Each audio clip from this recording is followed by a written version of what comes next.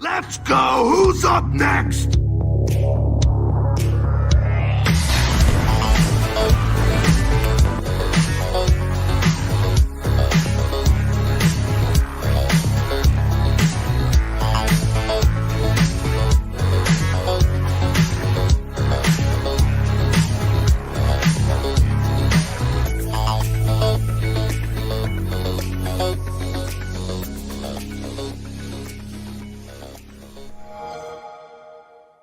Welcome, Internet, to the Xbox Empire podcast, part of the Play Some Video Games network of podcasts. I'm Elaine.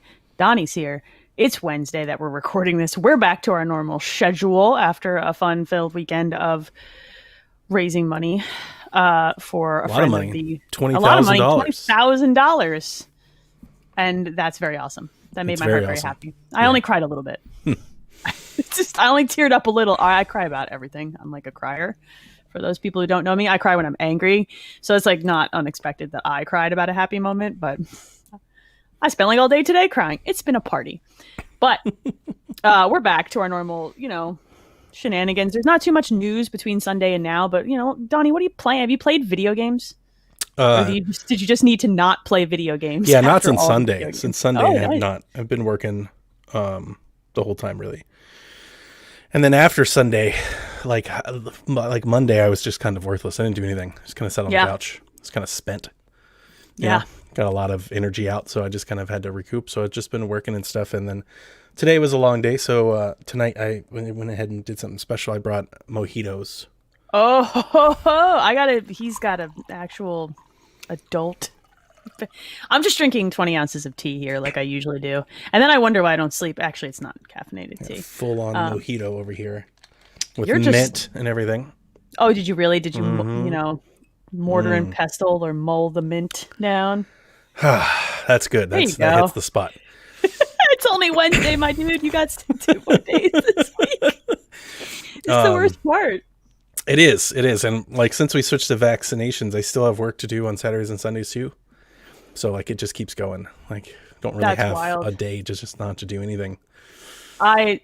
We're parents. There is no such thing at this point for me, at least often. But I feel that kind of looking forward to this coming weekend to not do anything. I played a really fun game today called Can I Get Hitman 3 to work properly? Oh, did you? Import all of my content. So I bought Hitman 3 digitally, which I don't on PC? usually do. No, I got it on Xbox. I think it plays best on Xbox.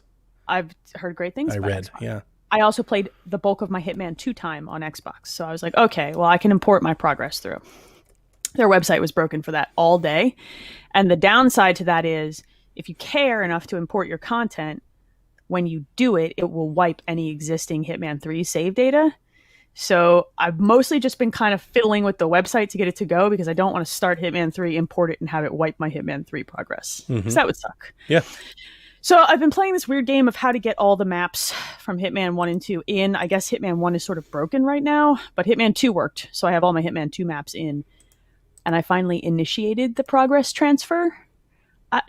They made this so complicated, man. Like, I love IO, and I love these Hitman games. Why is this so freaking hard? Why do I have to work so hard to play things I already They're trying to string along this process that they've had forever. I don't know. Right.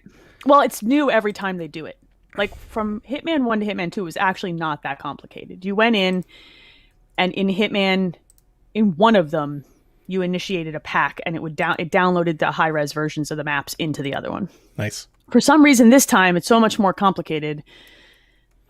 Because the reason it's more complicated is because they're transferring your progress through the levels and unlocks from Hitman 2 to Hitman 3 also. So there's 2 separate processes. So it's like, but whatever. I have the game. It's installed. I'm probably going to sit down after this podcast and see how many creative ways I can murder men. Because that's my favorite part of the Hitman games. Have you played either of the previous? I played one at some point in time. I don't remember what it was, and the reason I don't remember what it was because I played it all for 20 minutes probably and turned it off. Fair enough. I didn't like the older Hitman games quite as much as I like this World of Assassination trilogy, of which Hitman 3 is the final game in the kind of story arc for those who care. There's something about the way that these games are just forgiving enough that you can totally not execute anything perfectly. It can all fall apart and you can still make it work and still get out. And I love that because I'm bad. I'm bad at stealth games. I guess I'm shooting everyone now. you know? Yeah. So for this to have different ways for me to approach things and be just forgiving enough with the AI, it's kind of like, it's like my perfect. And it's super stupid. You can do some dumb stuff. I know it got really good reviews. I mean, I'm not buying it, so I didn't read any of them. But I mean, his review's already out, so I'm sure I can share about it. But Grub's been telling me for weeks that he's like kind of in love with it. He's been playing it for a while. I flipped through his review because I knew he liked it. Like you can tell he really likes it. Like he loves it. Anybody he liked the previous game. Yeah, so and I was like, this is more of his type of thing. And I like finding reviewers that like games. Yes. And then, you know, so like the perfect example of this is Callie Plaguey, who was at GameSpot now. Yes. I always want to know what she thinks about Pokemon games. Yes, even absolutely. though that I basically disagree with like almost every other review I think I've ever. Sure. but Pokemon, it's like I trust her Pokemon opinion.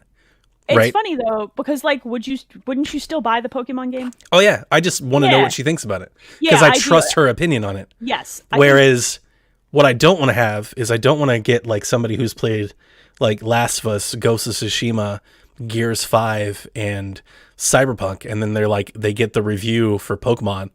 You're like, this game sucks. Well, right. It's like I don't want to listen to that person. You know, I've brought that up for a long time. That's a good point. Yeah.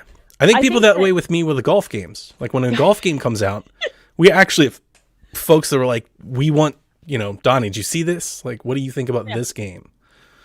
There's something to be said, even if you know that you're going to make a purchasing decision outside of the context. Like, I knew I was going to buy this game before reading Grub's review, right? Like, obviously. But I like people's unbridled joy when they get a product that they really love, that they've loved previously. It's not that I need his affirmation that the game is good. It's just that I like reading that he's having a good damn time with a video game, you know? Well, and I think when you find somebody that really likes a franchise or an IP or a style of game, their review is going to probably be more critical and they're probably going to be more appreciative. Yes. It's going to go both ways, right? You're going to get like a little more hyperbolic opinion in both regards because they're not going to be as forgiving as somebody who doesn't care as much. But at the same time, they're going to exaggerate all of the special parts of the game. Yeah, it can go too far. Like sometimes it depends on the reviewer, and I don't have a good off-the-cuff example, but some people can like something so much that they become hypercritical, like almost to a fault. I don't care. I think I'm that way with quite a few games, and I think Mario is like one that I've definitely got that close to.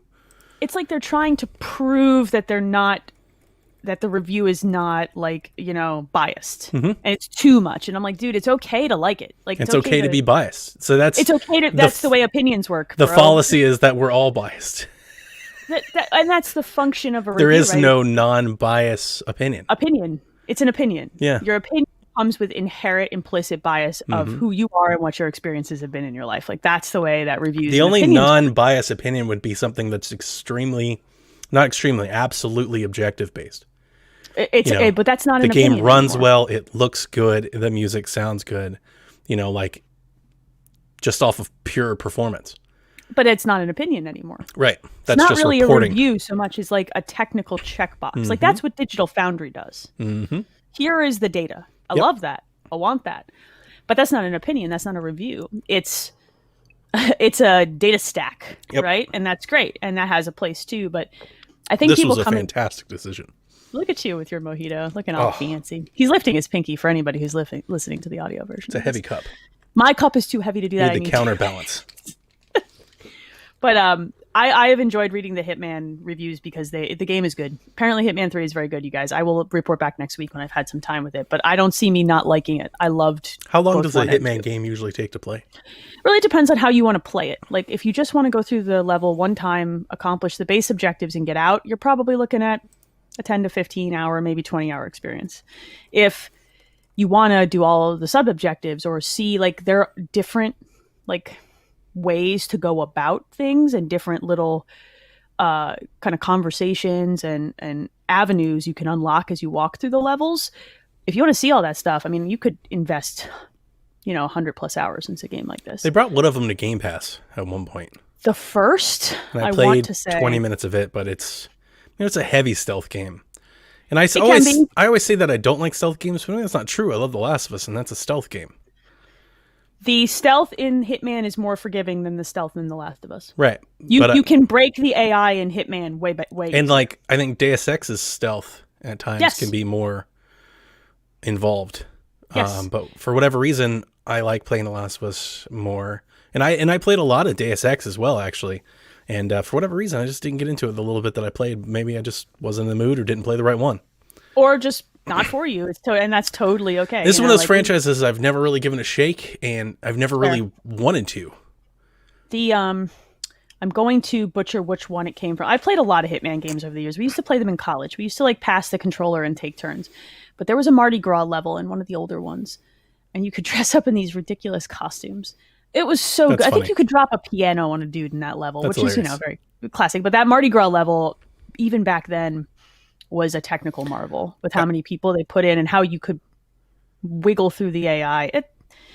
I love games that look like they should be breakable, and somehow they hold their crap together just barely. Well, that's why I love Breath of the Wild. That's fair. That's a different kind of the same concept. But it's systems. It's what makes the game. And that's what Hitman's 100% the same way. And I like it for those particular. For whatever it's worth, I don't like Splinter Cell either.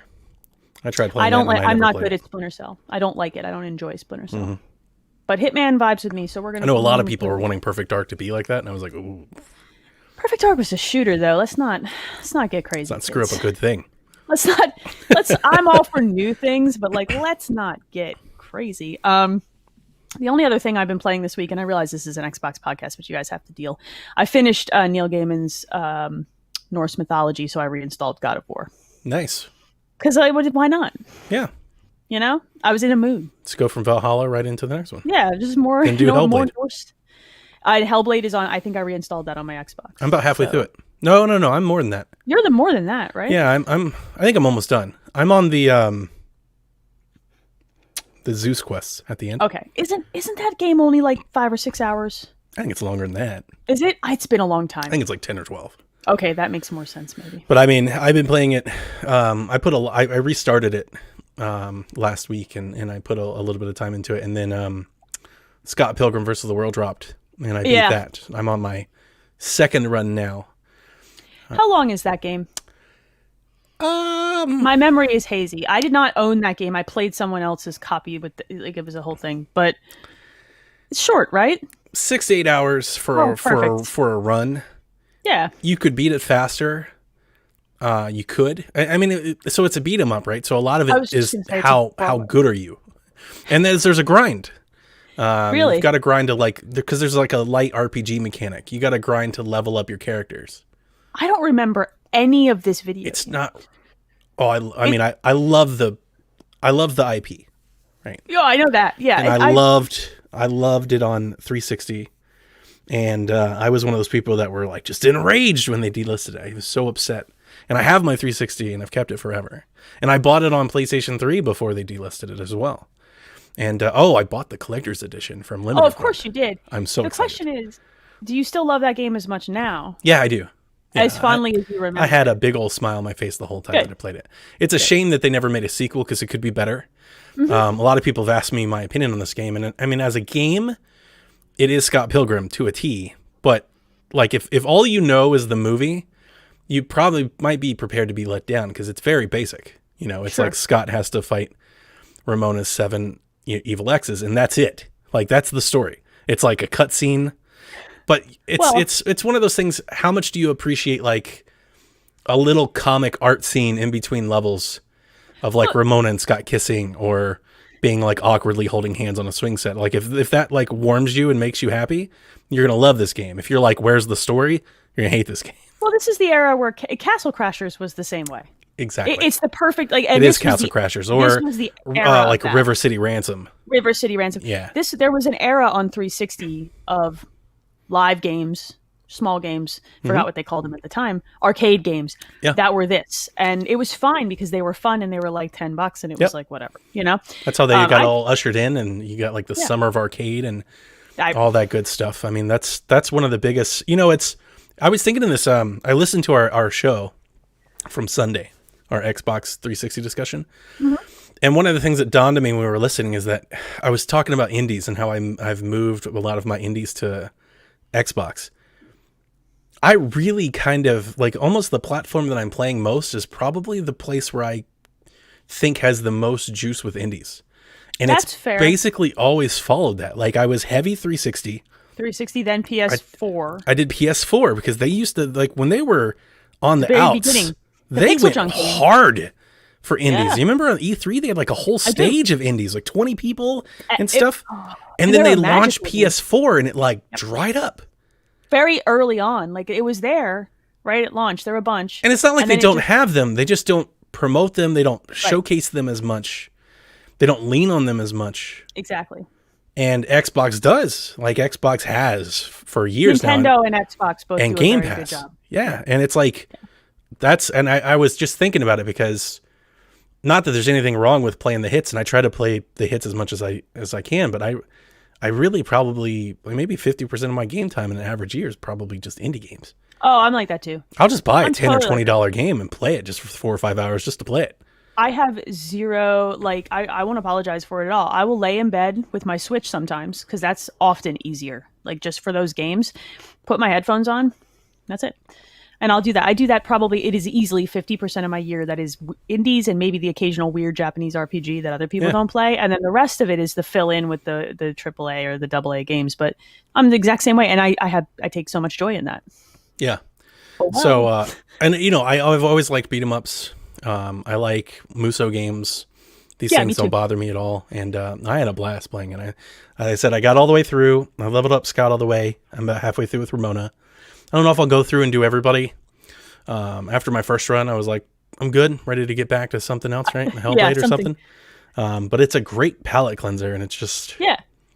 I can't wait for that collector's edition to come. I think it might be, I mean, if it shows the way it pictures, right, like the picture and everything, it might be one of my favorite collector's editions I've ever seen. Is it limited run? Yeah, They do good stuff. they In have my a experience with them. they have a deck that folds out like Right. like a band kit, you know, like Yeah. a guitar case, not Yep. like a case, but like a metal case. And when it folds out, all the people are on stage and it has lights and it starts playing That's the dope. bit tunes from the game. That's dope. I That's hope it's amazing. As cool. I hope it's as cool as it sounds like Right. it will be. I Yeah, wanna see because pictures. when you see a picture, you have no idea for scale. So it could be like this big or it could be like this big, right? I have no idea. But when it gets here, like I'm really excited to see it. And it's got all kinds of other stuff in it. Are they saying summer for that? What are they saying? I have no idea. Don't care. Oh, they don't. Okay. Yeah. It went they- up for limited pre-order run- and I went, yes. Limited run does whatever they want. I don't care. And that's fine. I It'll bought get here plenty of whenever it things. gets here. But I bought lots of stuff from Limited Run. I bought lots of vinyl from them or through Laced Records as well. did you see that Just- it's their highest selling game ever? Oh, is it really? Limited Run's highest. And you remember when it was announced, I was shocked that they didn't confirm a physical release. They were still working on the Like details with behind the scenes. yeah, but I was I shocked that understand. they're not doing their own physical release. I'm shocked that it's even limited run. Like I can't believe that Ubisoft didn't want to put this on physical. That has become a huge thing because they don't want to run a bajillion of them and have them sit on shelves. Like, Yeah, but it wouldn't even sit on shelves. well, we don't know. Like, we live in a bubble of like, yeah, everybody would buy it, but limited run has become the go-to for like the indie stuff. That Well, and I nobody's guess you're quite right. I sure. mean, to put it into focus, like maybe 1 million don't sell. They said they sold 25,000 in like their first 2 hours. that's not that many copies. So, No, like, it's think not. if you're Ubisoft and you have to go to your printing press partner, they're gonna laugh at you for 25,000. Yeah, but copies, Ubisoft 50,000. printed for physical. There's physical copies of like Wheel of Fortune on Switch Yeah, but and they Sports don't Party. care how much. Yeah, I don't know why, but they don't. They'll just chunk those out and let them sit, and they don't care. They got those on a deal. We were getting rid of the small cartridges for Switch, the storage space ones that were small. Now, I literally think Well, and that's this would what fit happened. in that. It's like Yeah, yeah. but I think this was more of a like 25 to 50,000 copies of this thing. Half the people aren't going to bother to buy I it just was. physically. I was not even surprised when they said that. I was like, of course they did, because it was a delisted game. Yeah, This is one of the most. I think I don't know. For me, this is one of the most beloved delisted games that come to mind.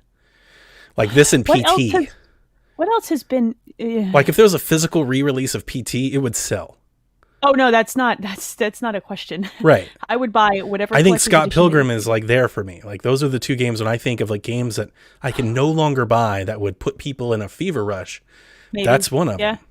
yeah, but it didn't. I mean, it. Because people moved don't want it copies. digital because they had it digital before and he took it away. I think yes, I think that's true, but I think there's only a certain number of us who have that particular Yeah, frustrated it's memory. niche. Do you know what I mean? It's niche. Wait, it's like the echo chamber effect. Sure. Like we are all mad and it's all of our Twitter. Sure. So, but it's not that many human beings. So, Hey. but I'm glad that, I bought a everybody $150 version of it just to have. oh, sweetie, I own a $150 version of Dead Cells for reasons like that. So Yeah. I make bad life choices. Oh, it's I don't even perfect. care. And Kevin bought the game on Xbox, so I played it there first. Okay, I was I gonna want ask to where play you it on played it. Switch, but I played I it on wanna play it on Xbox Switch. first, and that made me totally fine to just buy my Switch version guilt free. So This is what I do all the time. it's a cheap I pick it game. up- It's only Yeah, it's like 15 what? bucks. $15. Who cares? Everybody should buy it. I mean, to I'm me, going to purchase this video game. I'm actually surprised it didn't just launch into Game Pass. the cutest little pixel scenes. Just adorable. I agree with that. You know, here's the thing about this, and this is a funny little thing about this. I've never read the comics. As much as I have the music, and I have watched the movie, and I've played the Interesting. game, and I've had the game for years, I've never read the comics. My college friends were very attached to the comics. I'm And thinking thus about then- doing it. I've just never really read any comics. Oh, So I okay. never- So I'm picky about comics. Like I don't read superhero comics, but I read everything else. So like Scott Pilgrim is technically in my wheelhouse. Gotcha. I just haven't gotten around to it. Like I like Watchmen and Saga and stuff like that. Okay. Like, that's not superheroes; it's more drama. So I don't know what I'm missing out on. I'm think always they're good. I'm always kind of waiting for somebody to tell me like you're really missing out on this, because of this reason. But because I got the collector's edition, I did put a copy of the comics in my wish list. Maybe one day someone get it for my birthday or something. You should check and see if like a local library or something has it digital. You know what I mean? Like there's a lot of digital stuff these days that you can just do on a tablet with comics. That doesn't sound I nearly as know. fun. It's not the same. That just but I sounds don't have sad. anywhere to put any more paper books in my house. There's no more space. I just wonder if it's any good. The only real comic that I've really read is like the American Dreams, like Last of Us thing. It's the only thing I've really read that's comic based. I am very attached to the Watchmen comic. At the time that I read it, it was impactful for me. It still remains one of my treasured trades. There's some other stuff I own. But I adore the movie. I've seen the movie 100 times. I absolutely love it. I liked the movie. It's very a time and place film for me. I don't think I would like it if I watched it again now. I really don't. I really think I liked it because of when I watched it, how old I was, and who I was hanging out with at the time. Sure. Now I think I would watch it and go, ugh. It's totally a. It's one of my like sick movies. Like if I'm not feeling well, Okay. like I'll Mine's watch Mary it, Poppins. which means that I watch it like once a year. Right. That makes sense. That's like, it's like trying to think if I have a movie like that besides Christmas films. I think that it's probably Mary Poppins for me. So it's my sick movie. All right. So neither of us is really playing that many video games, but maybe by next week we'll be playing more video games. Ooh, we have the Medium out next week, We have the Medium next week. but it's let's not going do to be this out by the first. time we record next week. It's not. Let's do this first. Let's talk about Game Pass updates because Okay. that is relevant. Control for PC is coming out on the 21st, which is, probably when a lot of you are listening to this. Desperados 3, which I've heard good things about, Yeah. also the 21st. Donut County, Kevin loves the game. a delightful little nonsense game about trash pandas is also the 21st. Highly recommend. It's got a Katamari meets, sarcastic raccoon humor vibe. Outer Wilds is coming to Android or Cloud, I xCloud. guess. They should have called Cloud. it xCloud. They've really just messed Cloud, up not right? calling it xCloud. On January Xbox 21st. game also. streaming. So Cyber Shadow, which has got that. They got rid Oh, of no. xCloud. It's like two consonants, right? Like xCloud, Xbox, X everything. It sounds right. Series X. And then they replaced it with Xbox game streaming. What would Joseph Ferris say about this? To which they don't even say in their own press release because it's such a No, they just say mouthful. So they Android. say Android. Which is so much worse because then they're going to have to go back and change all this copy when they finally make it work on iOS. They're going to with call it WordPress. mobile. Just call it cloud. Call it xCloud. Well, the reason they're not doing that is because you can't access it through PC that way. Yeah. Who cares? Call it xCloud anyway. I It's just Xbox Make up a stupid name for Mobile X. I don't care. streaming. just Joseph Ferris would have words about this. I'm Mm-hmm. telling you, he would have things to say. They would mostly involve the F word. All right. So the stuff that I care about is like more Cyber Shadow, which has got very a we're messenger vibe. That's January 26th. I'm excited Yep. about that. It's gonna then save the me medium money. hits on the medium hits on the 28th. That's what I'm most excited about. I'm pumped to play the medium because it's giving me those creepy Silent Hill-y vibes, and I'm in the mood. I Same. want it. I want something. Same. And then the Yakuza Remastered Collection, which is 3, 4, and 5 on the 28th. Y'all, the Yakuza games are great. Remastered. I can't believe that this actually is happening. 3 full games. Like to join 0 and 1. Mm-hmm. And 2. There's a lot of Yakuza. It's a lot of stuff. Played on Xbox. Yep. So those are your Game Pass updates. There's some things leaving. I know Gris is leaving for PC. If you haven't played it, Final Fantasy 15. Yeah. You can get Final Fantasy 15 for a song if you really need to buy it and play it. Gris is special. Mm-hmm. It's not. I don't know if it's on console Game Pass or not. I cannot remember. But if you have an opportunity to play Gris, I don't think so. Gris is Gris. Yes. I always called it Gris. No, I think it's pronounced Gris. Okay. It is a story about depression and loss. It's beautiful at its core. It's a beautiful game, and it has incredible music, and the ending made me cry. Not that that's news, but one of the most visually impressive games I've played in recent years. Also really enjoy the puzzles and the way that it's laid out. Yeah, it's very highly recommend. It's not very challenging. No. It's not like Call of the Sea. It's not going to warp your brain. It's a very kind of, I don't want to call it basic, but more flowy. Long. Yeah, it's more narrative driven. There are puzzles, but you're not going to break your head trying to get through them. It's giving you this experience of working through something. Yeah. Get to an end. You know what I mean? Like it's meant to give you these like mini roadblocks that are very easy to overcome, but it's meant to be a story about depression and loss, and I think that's what makes it special. All right. We have limited news. But we have news. Oh God. All right. So today there were some tweets that went around that made it seem as if it looked like Fall Guys was going to come to Game Pass. It did. Because the Xbox Game Pass Instagram posted an image implying that it was going to come to Game Pass. The image is not there anymore. That intern someone got fired because Devolver Digital immediately released a tweet in response that was like, nope. Then they released a second tweet, and I quote, "There are no plans for Fall Guys to come to any form of Game Pass." Do you think that, like, there's no intern that actually has the Xbox Instagram account, right? I don't know. They have social media people. Right, but you got to be an employee before you just get to like go straight to post, right? I agree. I don't know that we make jokes about it being the intern all the time. Right. I think it was just someone who had access to the account.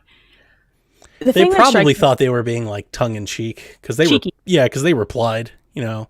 Yeah. And they didn't realize how that would snowball. And Devolver very, very rarely takes a hard, very to the point stance like this. They play games all the time. They're fun. Their Twitter is delightful. They very rarely say things like to come to any form of Game Pass. Yeah. Like very business, my lawyer said I have to say type of text here. And I mean, I'm disappointed to see it because I think that game is perfect for Game Pass. I also maybe think it's approaching having had its time in the sun though. Because I haven't thought about it in a minute. I don't know about you. No. So I don't know. It's just, but boy, it felt like. I mean, we still play it. I really want it to come to another platform because I feel like then I would play it more. Because it does. It's now at this point where I gotta go sit where I normally don't sit. I gotta play a console I normally don't play just to play this one game. And you know, it's like getting up to change a movie in a DVD player or something. It's like I'll just play something else then. I only play it when my kids ask. That's when we kind of sit down. That's become a thing that maybe once every couple of weeks, and we'll pass the controller back and forth with every match, and then in an hour we're done and we move on. But I haven't thought about it in a while, and I think if they were going to do Game Pass for this thing, I think the time has since eclipsed. Like, I don't know how fervent people would be. People are like, but I could just play Fortnite. I think I'm over it. I think I'm done. And I want Fall Guys to take it to that Fortnite level. I would like to see them do more with costumes and licensing and battle passes. I would want to give them money. You know, and do more things like that. That would be great, but I don't know if they're going to get there. I am always thrilled to see battle royales that step outside my vision of it has to be a shooty game all the time. I loved what Nintendo has done with the Mario 35th anniversary stuff and the Tetris 99 stuff, and I think that Fall Guys nailed it. It's got that like silly, you know, game show vibe, and it's perfect. I just wish they had done a little more. It felt like every extra season they added was just not quite enough. Yeah. So, I mean, I didn't pay for the video game. I have PlayStation Plus. I got it, but like I had high hopes. It bummed me out. This bums me out all over again. No plans for it to come to. I love the any form of Game Pass in this line. Damn, B. All right. It's strong. Jeez. Shit. All right. Last bit of news. Capcom is doing a Resident Evil showcase tomorrow, the 21st. Yes. Yeah. I'm so if you're listening to this, it's at what time? Is it 2 p.m. Pacific? Pacific, so 5 Eastern. Yeah. Right. That's how today. that works. If you're listening to this on the podcast feed, the day it releases today. Yeah. I guess they're going to show gameplay. Yeah. I don't care about any other words except show me how this video game plays. Yeah. And I want to see it. My first impression from the first trailer looked a little choppy. I'd like to see it. I'd like to see it smoothed out, and I expect that it will be. Absolutely. Because they're really good at what they do. Giant vampire lady. She's awesome. It's first person again, I presume, and it is Ethan from 7 again. Yeah. They have made it seem. I'm going to say a thing that people aren't going to like. We saw Chris in that trailer. Yeah, Mr. Redfield. Yeah. I think that Resident Evil 7 is quietly my favorite Resident Evil game. Okay. It's not a popular opinion. I think it's a very fine, valid opinion. I don't think that's a hot take. I like it a great deal. It was special. It hit all the right notes, and I want more Resident Evil in that fashion. Didn't love the DLC, but this ain't that. Well, this whole Victorian thing. That's not what I mean. I want more first-person creepy Resident Evil. Oh, okay, yeah. You know what I mean? This might be more of that. I don't care if you want to put me in what essentially looks like the mansion from Code Veronica. Is this I have no idea. I have not dug into this one. Mainly because, I'm all into Resident Evil, so whatever. I'll play whatever they slap their title on it. Is this going to be like a Animus thing? Is it like this weird like jump between past and present, like The Cell or something? I read it more, and I haven't dug into anybody's fan theories because they haven't shown or talked about this very much at all. I read it more as he gets abducted and brought to a place. Because Resident Evil's always had those locations that were weird and out of time for themselves. Oh, that's true. But this is like real Code weird. Veronica was like, Code Veronica did it with that creepy old man. This is almost like Dream State. Like, this is real weird. Maybe. And nothing seems to be the way that it appears. Look, Chris punched a boulder in Resident Evil 5. They can do whatever the hell they want. Like, look. It's a good thing. Vampire Lady had people hot under the collar. Trailer. Also, the castle in Resident Evil 4 pulled this off. Good point. It was the same vibe, right? And yes, that the tweets were very thirsty about her, and I laughed out. I was like, "People, she's so evil. I guess that's an attraction for some people." Powerful woman.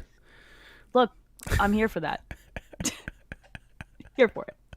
I'm all about it. I'm not sitting here. Look, I'm not going to shame anybody for what they're into. I'm excited to see this, and they have promised more Resident Evil news. We're coming up on 25 years of Resident Evil here, I think. Yeah, no, that's the anniversary. Years. They have this weird beta that they're launching. They have some multiplayer game. I don't know what that's going to be.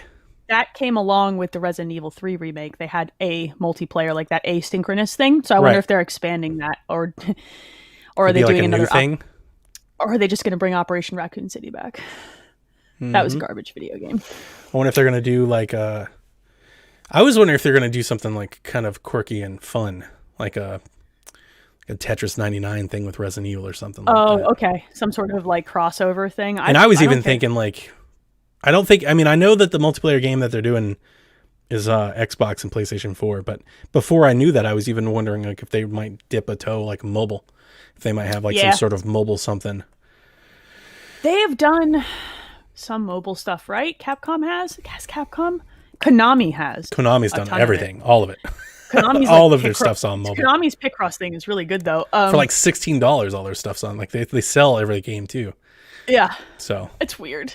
I am excited about this because anytime you tell me you're giving me more Resident Evil, like I'm excited. I distinctly remember how delightful the theme for the PlayStation 4 for the 20th anniversary of Resident Evil was. And with the safe room music, I would love something cool like that.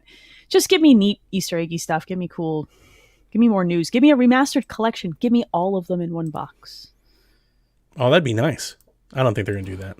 No, they don't like to do that. I mean, the easy guess, I guess, is a remaster of 4. That's been rumored for a bit. I'm going to say a thing. And I the don't remaster care. on PC is not really a remaster as much as it's an up-res. It's only the HD. Well, it's the same HD one that has been released on other consoles. Yeah. Like it's just an up-res. I'm going to say it. I don't want more Resident Evil 4. I'm good. I'm good done. too. I didn't buy it on Switch. It's like I'm good. I've got it. I've done it. Done The it best plenty of version of times. The best version of Resident Evil 4 was on the Wii. Yeah, it was on the Wii. Not, Wow. Do not at me if you do not agree. Yeah, people. it is on the Wii. The Wiimote makes the game infinitely more fun to play. So much fun on the Wii. I've played enough Resident Evil 4. I think I have feelings about Resident Evil 4. It was great at the time I played it. It's great on the Wii. Now, I'm good. Think they'd redo Veronica? I really would love a remake style of Code Veronica because it is a high-ranking Resident Evil game for me. It's very difficult and it's very like. Yeah, I'd say it was a trouble game, but maybe a remake could kind of fix some stuff. The real issue with that game is you cannot just play it blind. Yeah, it's impossible. It's and that's frustrating. But once you've played it through once, oh, that game is good, and I really, really like it.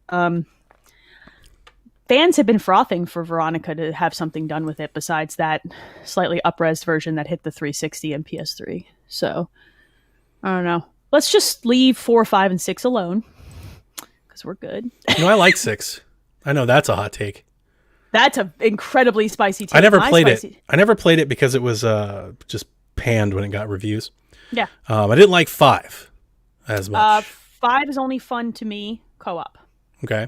It is universally awful to play solo. The AI is bad. Co-op, I really like 5 a great deal. I got 6 when it came out on Switch, and I played it. Quite enjoyed it. 6 is really stupid.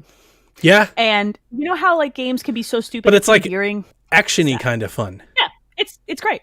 It's more like so bad. So I mean, I kind of liked it. I was like, it wasn't half as bad as I think people want to make it out to be. It's not Resident Evil 4 and it's not Resident Evil 2, but it's not garbage. The people try to make it out like it was the worst thing ever. It's it's just a departure. It's just different. At the time that it came out, coming hot off of 4 and then 5, which people really did like and played. People liked 5. People played the hell out of 5 in that mercenaries mode that was in those games. Mm-hmm. Coming into 6 at that point in time was very disappointing. I remember it being disappointing because I loved 5. I liked playing 5. Like we played tons of mercenaries mode. We played tons of co-op. It was fun. And I remember that disappointment for a lot of people, but it led us to this perfect redemption moment of how good 7 was. So It's fine. You know what I mean? I don't know. I'm going to guess they give us a little bit of 4 and new gameplay. I want Code Veronica, but I don't think I'm going to get what I want. Sad face. You're going to watch it? Yeah, absolutely. This is exciting for me. This is like one of those like Hallmark franchises for me that I like always look forward to new games. So, I mean, I'll be working, but I mean, I probably wouldn't watch it anyway. I'd probably just catch the news just bite read the when bullets. it's done. Yeah, see the trailer. Yeah. I'm all in on the new one. Like Resident Evil let's Village. Play. Yeah, I'm all in. So. Yeah, me too. I'm going to buy. Is that supposed to be a this year game or a next year game? Is it That's late a good this question. year? It's my big take for tomorrow's event was whether or not they're going to date it. Because it was originally announced for 2021, but as we know, everything is subject to be delayed. And if they wouldn't be surprised if they were like, this is 2022. What's the official anniversary? Is it September? I don't know. Off the top if they could get this thing out in the window of the anniversary and close to Halloween, oh, buddy. I mean, it's that still, something. 10, 11 months away, so it's not like they don't have time. I don't know how far in development this is. The question is, are they using RE Engine? They are. If they are, then I think they have a shot at it. They've gotten very good at making games for RE Engine. It has been successfully used in more action-y stuff like Devil May Cry. I really do think that's possible. Monster Hunter used it. Devil May Cry used it exceptionally well. Devil May Cry is gorgeous. It's a great engine. It's so good. It's so like very tight and like it's optimized. So just like what their materials are doing with like hair and cloth and leather and the way everything like kind of folds and flaps in the wind and stuff like in their models, their animations are very, very good. Some of the prettiest games have been RE Engine. They stay pretty when they're moving. Yeah. And when which is important for Devil May Cry. Fast. Yeah. Agree. And if you can do that in Devil May Cry, then you can do that with this game. If they were saying, oh no, we're iterating the engine, I would say you're screwed. There's no way this is coming out this year. Yeah. And, they're probably doing something to it for next gen. Probably. Absolutely. Yeah. I wonder, well, they use RE Engine for the PC versions as well, obviously. And it scales well because I've pushed some serious frame rate. So Well, it's on a Rise's RE engine on Switch. that's wild to So me. it scales a lot. It's still wild to me that game is only coming out on Switch. Blows my mind. All right. We got a ton of questions. I told Thank people God, that we because got questions. we went 40 minutes. It's not bad. Didn't we talked about other stuff? I knew we could do it. I knew we could. Why don't you pull a question since I've been talking for a while? Ooh. You get the first choice. I'm not even ready here. Oh, Oh, no. Skinny Matt. Okay. Had my annual birthday garbage plate today. It's a Rochester thing. Yeah, upstate New York. So what is your favorite meal to eat that is completely not good for you? Here's a link for info on the garbage plate. Do you got one for this? I do. I part of me wants to say I think we've already talked about it. Is that possible? That sandwich. Well, that sandwich is definitely one of them, but that's not actually the one. My mom used to make a thing that she used to call a mess plate. Okay. And I'm almost addicted to this today. And it is definitely like my sick meal. It's definitely my feel better meal. Like if I'm depressed or I don't feel good or I'm sick, it's whenever I'm anything negative, that's what I want.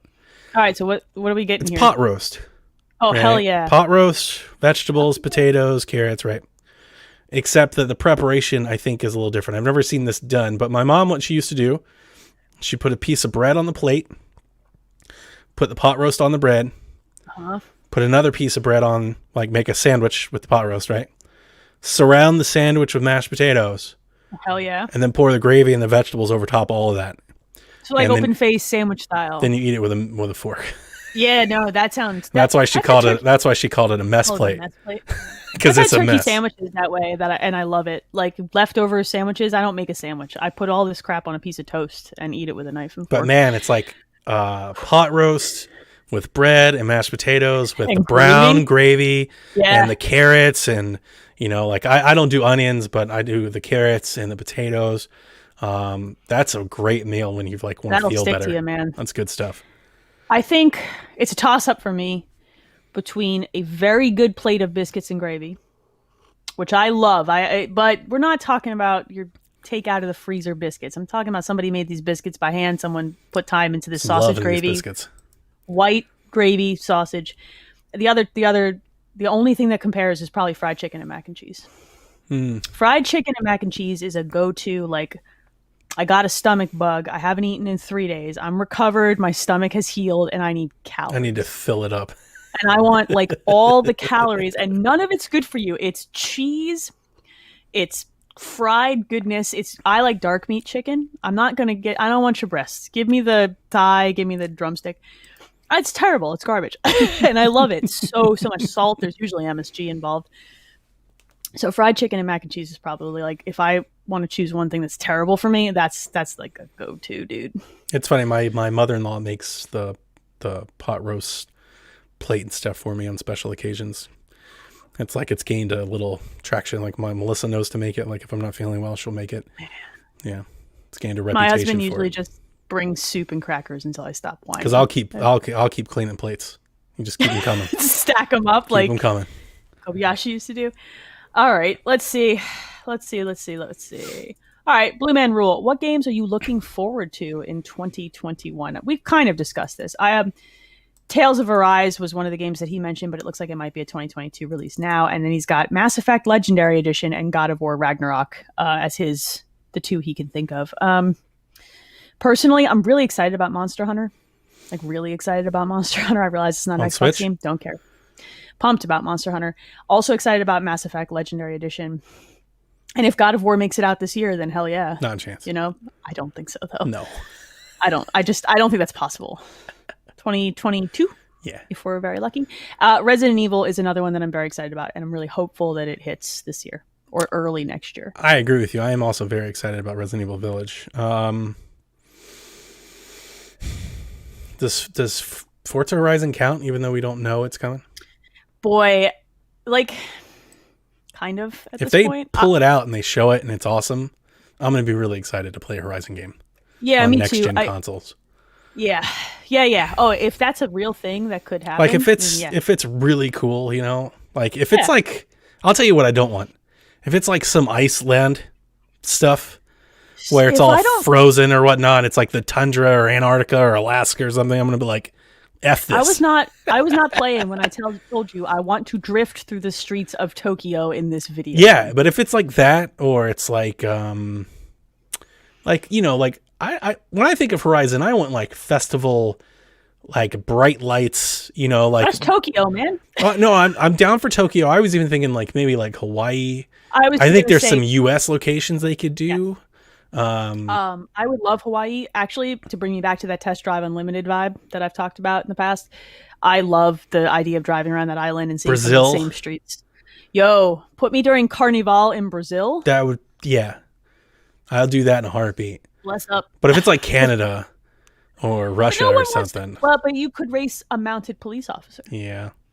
Sean could make a cameo. On the Xbox side, right now, because we don't know a whole lot. We know nothing. Most of my stuff is indie stuff. So 12 minutes. Okay. That game has an incredible voice actor list.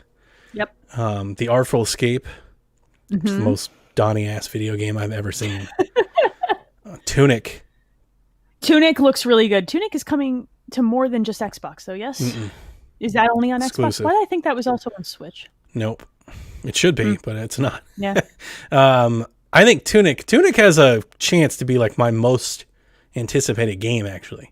Really? That's how excited I am for Tunic. Like Tunic's up there with like Mario Golf and Sports Story. That's how excited I am for those. Damn. What's that not that World War Z game. Well, yeah, the World War Z Left 4 Dead game, Back 4 Blood. Yes. Buying that game. Yes. Definitely going to play that game. That looks like a great time, man. Hitman 3 is actually one of the ones I was really anticipating. So I got one of mine early, and the Medium is one that I'm very curious about. The Medium, Far Cry 6, if it's out this year, it's definitely at the top of this list. I don't want to get my hopes up too far. It's dated for May. I want to believe. But it was supposed to be out like now, and I was like, no. Everything keeps getting and then they push it at May, and I was like, no. I do think, though, it could be fall. Yeah. It depends on what else it could be in the Assassin's Creed window. Yeah, absolutely. Yes, the Assassin's Creed window. Yes. I want to play the Lego Star Wars Skywalker Saga. I forgot that was even a thing. Yeah, I think most people might pick that up. It's every Lego Star Wars game remastered. Except all the Lego, yes. All of them? All of the Lego games. Every single one. Remastered in one collection. $60? Yeah. $60? All right. Yeah. Okay, fine. Yeah, sold. It's like the last Lego game I think I'll ever need. Yeah, right. I think I'm tired of Lego games, but I'll do this one more time for that package. Like Halo should be up there, but it's really not for me. It's not for me. I'm not ready to. No. If Wolfenstein 3 was out, that'd be damn near at the top of my list. For me, going into the year, if you had asked me this a month and a half ago, I would have said it's Hitman, potentially Resident Evil, and it's this Mass Effect Legendary Edition. Those are the three things that I'm like, I will give you a lot of my time to play. And if we're taking Switch games into account, I mean, to be honest with you, Switch might knock all of my other ones down, except for maybe Far Cry. I really love Far Cry 5. Like, it's hard to explain how much I love 5. So I'm really excited for 6, which scares me. Yeah. Careful. Because I'm going to be like Cyberpunk and Red Dead and get let down again. Expectations are a real, they'll get you. But over on the Switch side, I think there's a Mario Golf game coming, and that's going to be like top of the list. And then No More Heroes 3 and Sports Story and Persona Strikers. Strikers I'm excited about. Zelda. Yeah, like I don't stop that. No. What are you doing? I think Zelda could be out at the end of the year. I think it's next year, but I think it could be at the end of the year. I think it's next year. All right, let's be realistic. Yeah, that was my whole pitch on Switch. I was like, look, everybody's saying it's this year, and what has Zelda taught us? That we're never right. No, that they we will always play by are never correct. I never get that right either. Now I just say it's never coming out. Every Zelda game gets delayed. All of them. Just push it off. They don't ever give a date till they're real close, right? Well, you remember they showed Breath of the Wild for like 7 years. But they never told you when. No, but they just kept saying, next year, but to be determined. But you'll see more next year. You'll see more next year. They dangle the carrot for years. It's infuriating. Oh, I was thinking about this. I jumped into the PSXP last week, and I kind of crashed their party at the end. And they were talking about games, and I was telling them that God of War wasn't going to be out next year or this year. No way. And I didn't think Gran Turismo either. Because at this point, like, they don't even know when Ratchet's coming out. I think it would be Ratchet and Horizon this year. You would hope. That's what I hope. That was the other thing we were even talking about. I was like, I don't think No. you can say for certain that Horizon will be out this calendar year. I hope Horizon to could see be that. early next year. I hope to see it in November. Yeah. Because I don't think they have God of War till next November. And that's how I feel like with Zelda. It's like, I hope to see it. But if it was like February or March, like I think that's plausible. Here is what I hope for Zelda, that Nintendo dates it this summer. Yeah, That's a what good I hope. I That's a hope good that they go to June and give us a date. Yeah. I don't care what the date is, but I hope that they are, because when they give a date, they're usually pretty confident. Yeah, they're they gonna hit that rarely, date. they rarely. They don't play games. So I want them to walk into whatever E3 becomes, Sure. and be like, here's the date. Yeah. If they do that, then we're good. But the thing I was thinking about with the PlayStation folks, you remember when everybody was talking about like trying to get a pre-order and which one you're going to get? There's this giant argument. It was like, PlayStation has all the exclusives. We've got God of War, we've got Turismo, we've got Ratchet and Clank, and it's like You're starting by the fights with time yourself. those games come out, so we'll have Horizon and Halo and the Medium and the Ascent and And none of it really matters because we're drowning in third-party releases we Sure. can't even keep Very up much. with. Like, it's Well, all nonsense. I just think it was funny because at the time I kept saying that those games are going to get delayed. I well, was like, these games you guys keep harping on are going to get delayed. I don't even think they're really delayed so much as they just the plan was not launch window. You know what I mean? And it was never launch window. And in your The head, plan when you wasn't say- COVID. I mean, I think if Well- we didn't have COVID, Ratchet would be out, but we had COVID and Ratchet's I not. think you're right. I Yeah. think Ratchet is probably the first Yeah. half of this year. And if they don't have stock to sell, then it's not coming out anytime soon. Just hold it. Nintendo's That's taught us true. that. What's the point in putting it out? You can't sell hardware. The only people who have learned that are Nintendo, because Nintendo's the only one who's ever really had this problem, and this is their second go with it, because they had this problem with the Wii as well. This is it's like they learned a little, like a little tiny smidgen. So yeah, I don't know. This year is going to be weird. Everybody needs to hold on to their butts. The Ascent looks awesome. Hey, man, I got Calvin in the chat. He says, Dying Light 2 in all caps. Calvin, that's not coming out this year. It's probably going to be a thing, but it's not. Not this year. I think Dying Light 2 is 2022. Yes, I agree. Yeah, it's 2 years. away. Early 2022. No, I think wanna it's be- late 2023. Oh, you want to be feisty? Maybe I can summer. do it. Yeah, I think it's going to be a little later. Why would you release a zombie game in the summer? Who does that? That's gross. Don't do that. It's going to be late. If you're going to release a zombie game, it's dead of winter Mm. or right around Halloween. These are your choices. Garrett says Dying Light 2 is his ride or die pick in his fantasy league. Get ready to die. Not a great pick, guys. I lost a lot of faith. They indefinitely delayed that thing. They've Don't been they hard at tweet about work. it And recently? they've had Didn't they all tweet- kinds of tech land. They've had all kinds of issues. The writers have left. Multiple writers have left. They had that dude that got all those accusations and everything. Like they are, and they're taking it good. on the chin the last 18 months. So I've got to not good. imagine that's been a little behind the break back. They said they have Nothing news is- to share this year. That's what they said. They did. They tweeted that Yeah. with an image. They're like, 2021 is going to be exciting. It's like, okay, we'll see. Anything that anybody says right now in a tweet, I don't believe. I'm just I don't- like, sure, Yeah. sure, because and I don't it's not- believe anything, even when they give me a date. I'm like, mm-mm. There's only certain people I believe a date from about like Nintendo's first party games when they finally date them. Yeah. And yes, they usually stick or within a window. Mm-hmm. There are very few people who give me a date, and I'm like, oh, okay, I believe you. And in fairness, this COVID situation is making it weird. It's not that they don't want to hit these dates; it's that they're not built. Think about how develop many games got delayed before COVID. We've been doing this Right, for not just- years. Not just quadruple. 2017 got delayed into 2018, and 2018 got delayed in 19. Every year we're like, this year is going to be the biggest year in games because all the games we've been waiting on for last year are going to be this year, plus all these new games. But it's But they not. just- Half they of just it all shut gets up. delayed into the next year. And that's the way that this works. It's And then like COVID made it worse. But we always say this, like we don't have so much crap to play, Of course. that we're not drowning in it. It's like we like gamers martyr themselves on this. Like, oh no, our video games are delayed. It's the worst year. I'm like, dude, there's so many games Yeah. to play. Play something be else. All right, your turn to pick, sir. Question me.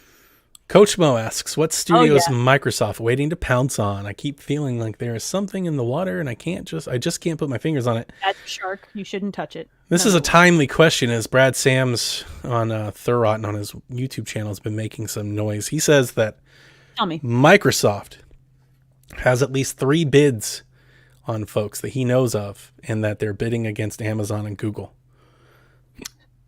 going against stuff that could be put on a streaming platform. Just for publishers or developer studios. Interesting. And I asked on Game Tech.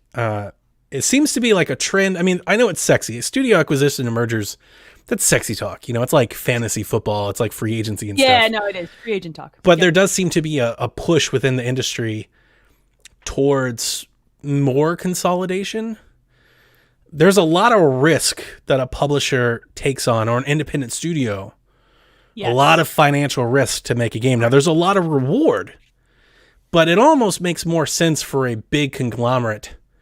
You know, this is not different than like movies per se, where Correct. Disney can bankroll a bunch of stuff because they're Disney and they've got all the money. And for you to go out there and do it yourself and pay, you know, Dwayne Johnson to star in your movie, it's going to cost you an arm and a leg, and you may go under. But if you get Disney to bankroll it, yeah, that's the same thing here. It's like, you know, for Bungie to do all these commitments and stuff, they're taking out they're hoping like they can't miss. They're Correct. A miss away from bankruptcy. And I think the COVID situation has exacerbated the problem. Yeah. I think the reason that you're starting to see this consolidation look so much more aggressive in the last 12 months is because a lot of people are going, oh crap, we can't sustain this inside of this new remote model. No, I actually think that's incorrect. I think the reason that I think we're seeing a sudden urge for this is COVID has taught a lot of investors and venture capitalists that video games are a good bet. It's almost recession proof. You have the service industry and products and goods and everything that sits on shelves and everything selling like crap right now, and video games took off like a rocket. The problem is that these investors are going to sit down and run the numbers and go, what happens though when things open back up in life and people want to go back to concerts? Do we see that dip? It'll dip back down, but it's still a safe bet. It's a $20 billion, you know, industry. Yeah, I mean, look, video games have been a safe bet for years. The thing is that if you can afford to make them. Correct. Normal investors have waved it off because they're for kids, when really they make more money than movies. We've had this discussion. But I do think that the reason, I don't think of it from an investment standpoint. I think of it from a technology and workability standpoint when I say COVID. Little studios trying to make remote work, they're drowning in it. It's so hard to get the software resources. Especially like, I think the middle folks, like I think the real indie people, that's their business. That's their life. They're already doing it. Right. But if you're a middle management, yes, you know, like Saber or something like that, and you've got 100 people in 4 different studios across the thing, and you've got overhead and rental space and stuff like that, like it's hard. You're getting squeezed. And the people are working from home, and you're trying to make tools work that aren't designed from that. And bigger companies have more money to throw at the problem. Microsoft has a cloud infrastructure to throw at the problem that they can lend you. So I think COVID like fast forwarded a little bit of that. Yeah. Not a ton, not all of it, but enough that some studios are maybe saying, now this offers a lot more interesting. And it doesn't hurt that Codemasters just sold for $1 billion. Bethesda just sold for $7 billion. So now's a good time to sell. So there's a reason why Nintendo bought Next Level. Right. So, but who does Microsoft want? What do they need at this point? Oh man, we've done this question a bunch. I could rattle off 10 of them. Okay, let's get the big one out of the way. And it's not just Microsoft. I mean, Google and Amazon kind of scares me, because Lord knows what could Google buy for the right amount of money. But let's start with the one that we know is on sale, Warner Bros. Yeah, I've thought about this one a lot. I think this one is probably, to Coach's question, this was the first one that jumped out at me, because it fits neatly with Microsoft. I think so. I think it could. They were looking for $4 billion. They want half of Bethesda. But that's Mortal Kombat, correct? Yeah, you'd own that IP outright. The Batman stuff, or at least some sort of. They don't own the IP. You get Rocksteady, but that's the thing. Nobody knows if that comes with the IPs or not, and that's the value to Warner Bros. Let's say it doesn't come with Batman. Rocksteady can produce a really good third-person action game. Yeah, no, and that was my argument when this was a rumor. I'd take Rocksteady without the IP. I agree. I give them, they'll make their own IP. I'm fine. Just give me Rocksteady. I would dump Rocksteady in and say, you know what, let's make a new one. I don't care. Yep, just Cape Crusader XYZ, and we're off to the races. I think the idea of Mortal Kombat, and even like the DC versus Mortal Kombat stuff that they've done, those are quality ass fighting games. You can dump them into a different IP and they will make a quality fighting game as well. I think that would fit Microsoft's vibe for what kind of games they put out, and would give them Mortal Kombat gives them an instant like mature rated Game Pass title. It's so hard without knowing if the IPs come, because like none of the Lego stuff, and that was a big part of it, is they were trying to sell all of it at once. And if you don't have the IPs, then you don't want TT. Agree. Right? If you don't have Lord of the Rings and you don't want Monolith, like what are they going to do without it? Now you'll take Rocksteady without them. I would take Rocksteady but without. Would you take anybody else? Monolith, I would take without. Without the IP. I agree. Yeah, I think so. I don't know. That's heavy. I mean, think you can. I would happily take NetherRealm and Rocksteady without the IP. Everybody else, I need an agreement on. Monolith, I think, could do a game without that IP. A good one. Absolutely, they can. Carry that game. But that's a risk. I'm not giving you $4 billion to take on that much risk. I will for Rocksteady. But not for the other guys. Rocksteady and NetherRealm are worth the price of admission. So my argument the whole time was, I don't think you're buying Warner Bros. Without an agreement for the IP. And I don't think they're selling without an agreement to the IP. I don't think that makes any sense. Because what are they going to do? Give the IP to somebody else who has no history doing it? That doesn't make any damn sense. Also, they're not asking for that price tag without some of the IP. Yeah, you're going to get the IP. You're going to get exclusive rights on the IP for 10 years or something. I think if they did that and that was the price tag, that's not a bad choice. Like I said, those games fit that model, fit with Microsoft nicely. You're not trying to shove them into a Switch scenario. I'm not going to lie to you. If Microsoft was going to buy Warner Brothers, I think we'd have already known about it. Also, we didn't know anything. We know their bid, but we also know the bids didn't come close because they didn't sell. But we know that they bid. True. That's true. But we also didn't know anything about Bethesda until it dumped in our lap. Well, and that's probably my reason as to why they probably didn't give them the bid they wanted, because they knew they were buying Bethesda. I think that was the ZeniMax deal was already starting. That was number one. So my take is, if Warner Brothers is actually available for sale and the IP can come with it, that sounds like an Amazon acquisition to me. That would really bum me out. It would bum a lot of people out, but here's the reason why. I think Amazon would still publish those games on other consoles. They'd put them on Luna. They'd probably put them on Luna for free or something to get you into it. Monthly. I don't take it past them to press discs and put them out. Amazon's about making money. But they've never done that before. But they've never done any of this before. Correct, but at least for a little while, I could see them being like, look, we don't want to stop you from loving Batman games. Keep buying them. I don't think they want to spin up a publishing business. I think they want to dump stuff into the cloud infrastructure they have. I think they have no I'm sure they do. I'm not saying that there might be some time stuff and like there'll be incentive for you to try Luna. I'm just saying I don't think a lot of people are scared that Google's going to buy somebody, and they should be, because Google's got all the money in the world to buy whoever they want. Yeah, but Google kills everything. But if Google buys somebody, they're going to take it, and it's going to be exclusive to their storefront. Oh, 100%. I'm not 100% sure that I'm saying Amazon will be the same way. I don't think Amazon will make it exclusive, but I don't think they'll print discs. I really don't. I think they could cut a deal with Game Pass with Microsoft. Yeah, that's what I'm saying. They could still support other. I don't think they're just going to be like, if you want to play Batman, you've got to play it on Amazon. That's not really their mode. I don't know that they really want to spend this much money. I think they're just kind of. I don't think they're all in. Yeah, they're dipping a toe right now. Yeah. They're dipping, and I don't think they're all in. So now, Microsoft, I mean, we talked about this when this was a big rumor. Microsoft to acquire Batman and make Batman exclusive, that's a big move. That's a huge move. Well, they've made one of them. They're not afraid to make that move. I mean, Rocksteady would then become, if they acquired Batman and Batman was exclusive, like the video game rights to Batman, like, and it was their counter to Spider-Man, Batman and Rocksteady instantly jumps to like the front of the line for Xbox like marketing. Yeah. You put Batman on the box.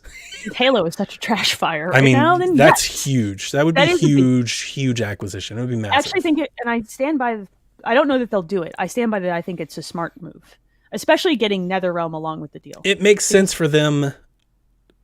One, because they're Western publishers. Two, I think it makes sense to not let the others get it. It's almost like a counteractive move. Yes. You buy Warner Brothers so Amazon and Google don't. Or Sony doesn't decide. Because you can't put that horse back in the barn. Yeah, and I don't think Amazon or Google is serious about this. I don't think they're serious enough to spend that kind of money on these services. Well, I really just don't. Brad says that they are. And he said that Sony is interested, but not to the financial levels that the other three are. And that's the issue with this.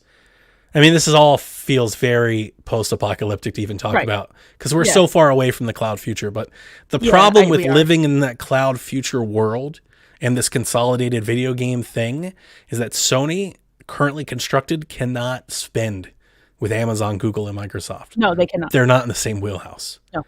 So I expect Sony, I actually feel like that might make Sony more aggressive to make some merger deals, but at a smaller level. But they're probably going to snap up 2 or 3 people because if they don't, they won't. Like, they'll just miss the boat. I think if they had shown more interest, if they were showing interest in WB, then Microsoft would snap them up. Yeah, I agree. To avoid the scenario in which they had. I mean, he said that they have 3 bids, and, you know, who knows? Maybe he's wrong. I don't think so. Brad Sams has a really good track record when it comes to Microsoft. He's leaked everything. He leaked the Xbox, for one. Yeah. He also has leaked like thousands of Surface models and Windows things. And like this could not be about Warner Brothers. This is not like a non-reputable source. He's a very reputable source. If he says they're bidding on people, then they are. Now, whether it's Warner Bros, I don't know about that. I've got a bunch of other people. Let's talk about some other people. Yeah, all right. Give me a couple more likely ones. Okay, here's a likely one. Asobo. Sure. They made Flight Sim. Yes. My brain doesn't wrap around why that isn't already true. Right. Exactly. Okay, so speaking of that, nice way to segue, Moon Studios. Yes. I don't understand why. I think they probably have already offered and they're probably denied. I wonder if that changes now with things having gotten a little bit tighter, and that could be interesting. This is the kind of stuff that I think they will do. I think those are likely. I think Bloober, The Medium, Blair Witch, they could bring them in as a horror studio. I'm once again surprised that isn't already a thing, and that speaks to, like, if they just find the right agreement and the right amount of money, then it could be a done deal. How about the ones that got away? Talk about Remedy. I still cannot believe that they didn't. They're in a publishing deal that they don't like. I think we can feel confident saying that. They don't like what 505 is doing with Control, right? I cannot imagine a world in which you're thrilled that 505 has dragged. I think the silence and fans' outcry is at least evidence enough for us to speculate that they're probably not super happy. It makes me sad that they didn't do that deal 10 years ago. So you could bring Remedy home. That would fit, and it belongs. You could bring Bungie home. I don't know that Bungie would want to do that. I think Bungie is ripe for acquisition, and I say that from several insider sources over the summer that said that they listen to bids. Not just from Microsoft, from multiple people. I wonder if they would be willing to go back to Microsoft. It would cost a lot of money. One of the people that bid on them was Microsoft. It was an ugly separation. Now here's the thing: it wouldn't be CD Projekt Red money. I don't think it would cost as much as we think it is. I think you could get Techland for less than Warner Brothers. I mean, not Techland, Bungie. Bungie. I don't think it'd be more than $4 billion. All they have is one thing right now. A good thing. It's a good thing. They have a lot of investment capital and stuff. Like Tencent's giving them money. Like a lot of people, they've got some stuff in the works. But I could see Microsoft making them a deal they can't refuse for sure. And I'm curious to see if that happens. The podcasters I listen to and the folks that really follow this stuff, they paint a picture that Bungie's a little, I don't know the right way of putting it. I want to say cash poor. And I just want to say, like, not as liquid. Apparently, they're having issues like getting support studios and help and stuff that they've had in the past when they've taken on big projects with big marketing deals with PlayStation and deals with Xbox. But they had Activision money back then. Yeah, and now they don't. Right. They feel themselves. that. But the thing is, they've now done this twice. Mm-hmm. They've now ripped themselves out of a major publisher 2 times and taken their back end money away. But you see what Microsoft's doing now with we're gonna bring you in, we're gonna fund you, but you're gonna run your show. We're gonna treat you like an independent developer. I genuinely wonder if that's enough, and then how many people at Bungie are still there from the times they've pulled the plug on big deals, fair point. which I think there's tons of turnover. And then what does that do with Halo? Anything? Nothing? I've discussed this with you. I think that Halo is seeing its time in the sun slowly set. And I think that Destiny could take its place in that space. Okay. So we talked about the ones that are plausible, semi-plausible. Now let's get fun. Let's talk Okay. about the rumor that happened over the summer. Sega. Okay. I've been thinking about this one a lot. I honestly think Sony is more ripe to take Sega. Microsoft and Sega work together a lot. Very hand in hand. So they have recently as well. Not just recently, a long time. Sure. What would it cost though? Oh, a lot of money. They're already making deals with Sega for Game Pass. Mm-hmm. There's no reason to acquire Sega. Nope, I disagree. I don't think There's a whole big old atlas full of reasons to acquire Sega. I do, There's a giant atlas full of reasons to acquire there Sega. has not been an Atlas video game Sonic published. reasons to acquire Sega. There's a lot of reasons to acquire No one Sega. cares about Sonic. It's not about caring for Sonic. It's about bringing a legacy, a historical amount of content, and future prospects to Game Pass. And it's about bringing in Japanese studio and publisher and development teams. Well, they have Ninja Theory, don't they? Well, I mean, they've got Shinji Mikami Studios. Yeah. Look, But these aren't Persona. They're not Yakuza. They're not Valkyria Chronicles. Like, this helps Xbox push Game Pass, push Xbox in whole new markets of the world. But that's why you acquire Sega. They seem to be able to make those deals without putting out Sure, but we don't know how much it's costing. And they're getting those deals like Yakuza. They're getting those deals years later. They're not getting them at launch. They got the launch version in advance of 7. And we don't know how much it cost. We don't know how much it costs. But if they're willing to make those deals, and there's no rumor mill about them, but I actually just don't see Sega wanting to sell. If I'm really serious, I don't think they're. I think it's hard to imagine Sega selling. They're doing fine. They don't need Microsoft's money or Microsoft's promotion. Yeah, but if the price is right, it would have to be very right. When if the price is right, if Microsoft's like, we'll give you billions of dollars, it would have to be a lot of money because but they sell for more or less than Bethesda. It would be more. You think it'd be more? I think Sega is worth more money. Just their games holdings. I don't know, because I don't know that they would be willing to divorce that from some of their like Sega Arcade stuff, and so I don't know how their business is set up. That's the problem. Like, is that one thing or is it many? And I don't know that they'd be willing to spin off. I'm not as familiar with how they have their stuff set up. I actually think Sega is one of the ones that they're just like, nah, I'm good. Staying over there, Platinum. Platinum, I actually think is more. They're so happy that they finally have their independence. They kept talking about it over and over and over again with Wonderful 101. And they're making the video games they want to make. They want to make. They're making Nier. They're making the stuff they want to put out. I don't know that they care enough. Are they making money though? Nobody. I don't know, but I think that for what they make, they benefit from being on PlayStation. It's a market share thing. They make games that Japanese gamers want to play, and those guys. Well, that's why if you're Xbox, that's why you want to buy them, because you want to make. You want those games to be on your platform. The games the gamers want to play. But that's the counterpoint: is Platinum may not want to sell. Sure. Because you're taking away our market share and our exposure by doing that, and we're not willing to wait on the spin up to get boxes into homes. In that market. That market's impossible for Microsoft. It's still impossible. Yeah, that's why you buy somebody like that. That's why. You'd have to buy some. You'd have to. That's why you buy Sega. That's why you buy It'd Platinum. have to be more than one. It'd have to be all of them. Well, if you bought Sega, I think that does it. Not joking. That's all it really would take. Just Sega. To get Xboxes into Sega gets you in the home in Japan. Yeah, Sega gets you there. They don't have the same kind of space streaming, and Game Pass, desire. That's an interesting concept. phones. I don't know.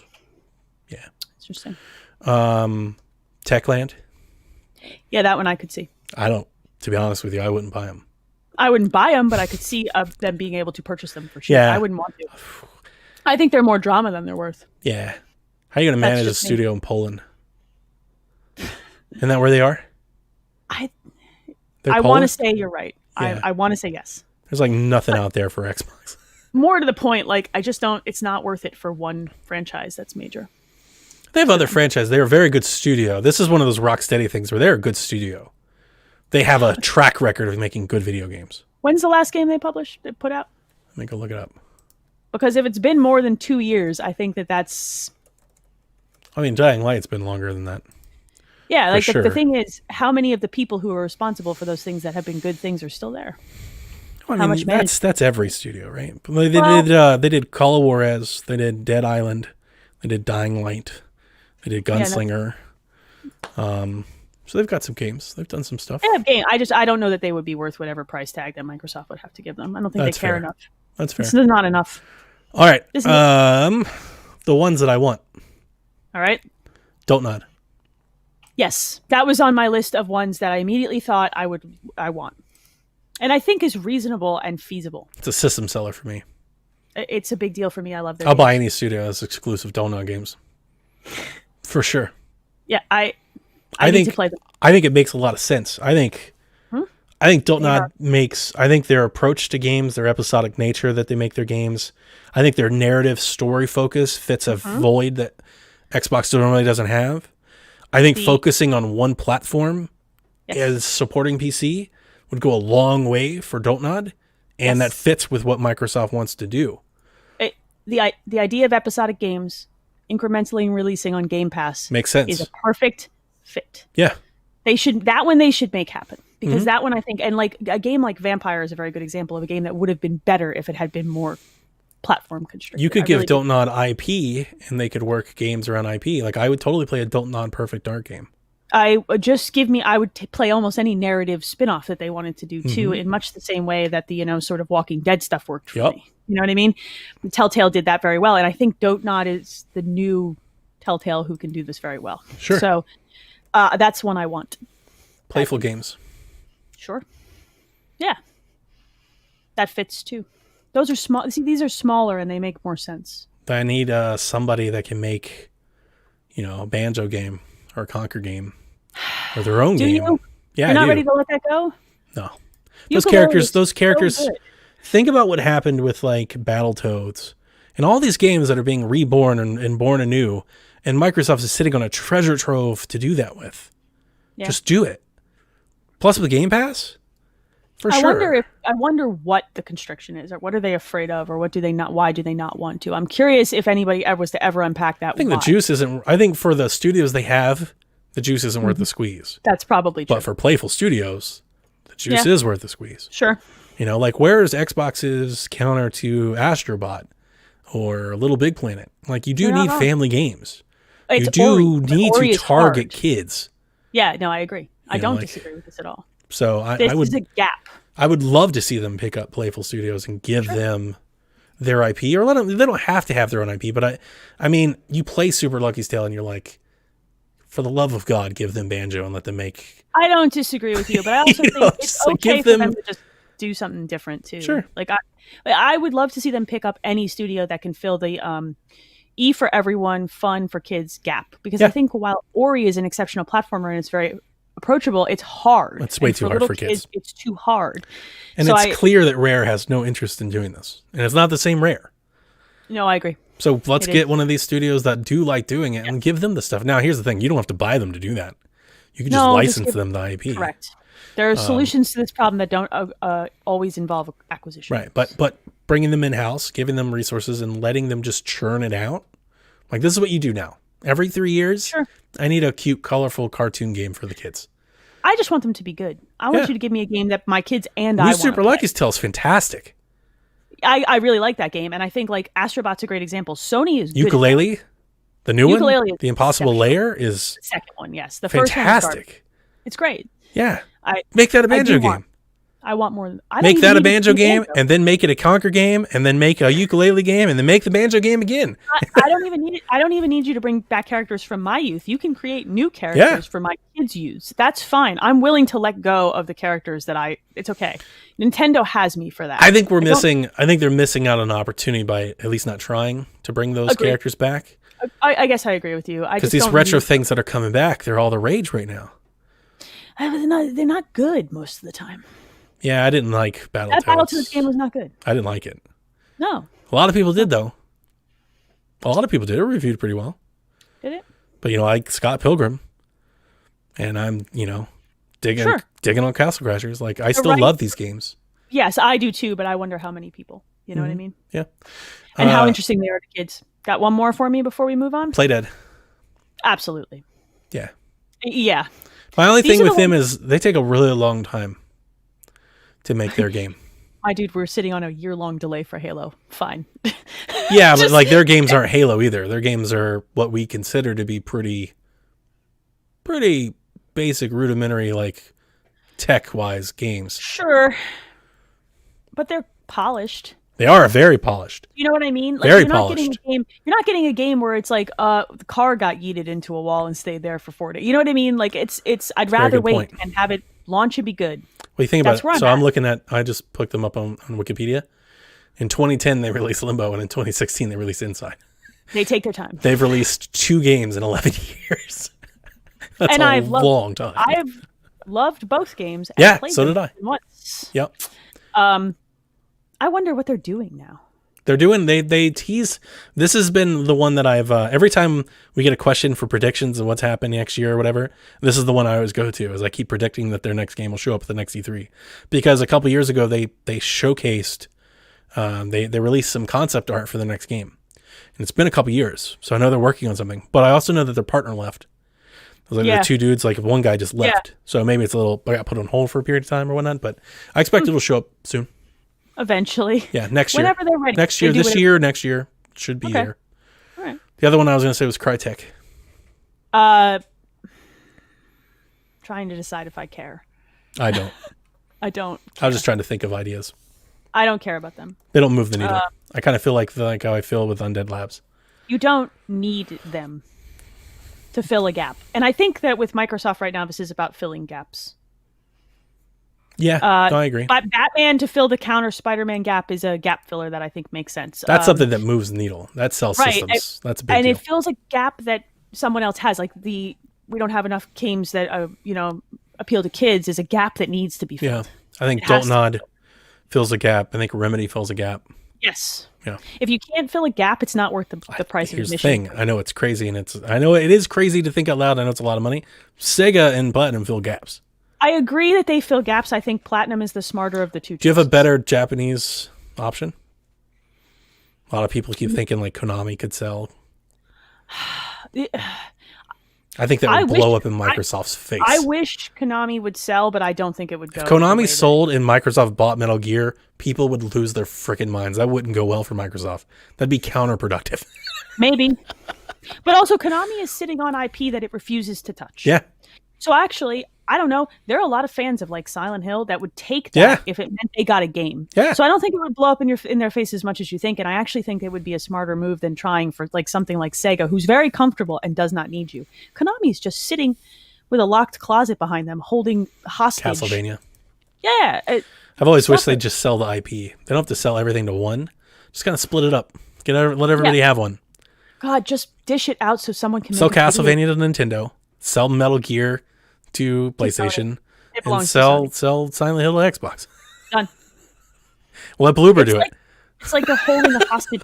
I wish Konami would do that, and I think they make more sense than Let Sega. Shinji Mikami make the next Silent Hill game. That works. That'd be great. Shh, don't say things out loud that I really want. Stop that. Stop that. Platinum is the one that makes the most sense, but I don't think it will happen. Yeah, they're probably the most attainable. They are the lowest on the totem pole. That's We get one it. that, for a company like Microsoft or Google or Amazon, you can walk in and make them an offer they just can't refuse. I agree. I don't think you can do that with Sega or Konami. You know, it's because like, they're this is the end "You of the day. It's like, we're going to buy you. Yeah. Sega and Konami are in a whole nother league of I have other business, I have other money, I don't need you. I have pachinko machines in the back, for real. But Platinum just makes games. I know Sega and Xbox, though. Sega and Microsoft are really close corporate-wise. I wonder if think they that- wouldn't mind being acquired by Xbox. I think they don't need to be, and I agree they don't need to be. I think they're comfortable with their business model, and Microsoft is comfortable with theirs, and they make smart deals. And I think it makes both of them happy, and I don't think that they would screw it up. But I'm speculating. I don't know anything. I'm just a lady in New Jersey. So what do I know? All right, let's do a couple more questions now that we've run the speculation game into the ground. This one by Creature is actually pretty interesting. Watch, they'll buy nobody that we just mentioned. Excellent. I love being wrong about crap like this because I don't have any stake in it. They'll Who buy cares nobody. if They'll I'm buy wrong? just completely somebody else. All right. Creature says, what are your thoughts or predictions for original and 360 backwards compatibility in 2021? As someone who owns a lot of games for both those So do old I. consoles, the info out there is a drip feed. I feel like this is dead. Like they're just. I think they've said they're done. Well, I know they stopped. I know they announced that they stopped. I don't know if they left the door open to doing more, but I think they're done. I think they've they're done. gotten everything they can get over. Yes. That's what it is. And I'm saying this as someone who also owns an incredibly huge 360 library and a very big OG Xbox library. And I still own both pieces of hardware because of this. My 360 is still currently hooked up. My original Xbox was until about a month ago. Largely because I own Otogi and it's delightful. It's the only place to play it. So I know that Microsoft had announced they were stopping for a time. I don't think they've said they killed it, but I don't think I think they might be done. I mean, it really certainly feels that way. And if they're not done, like, we're not going to get, too many more. Are there any that you want?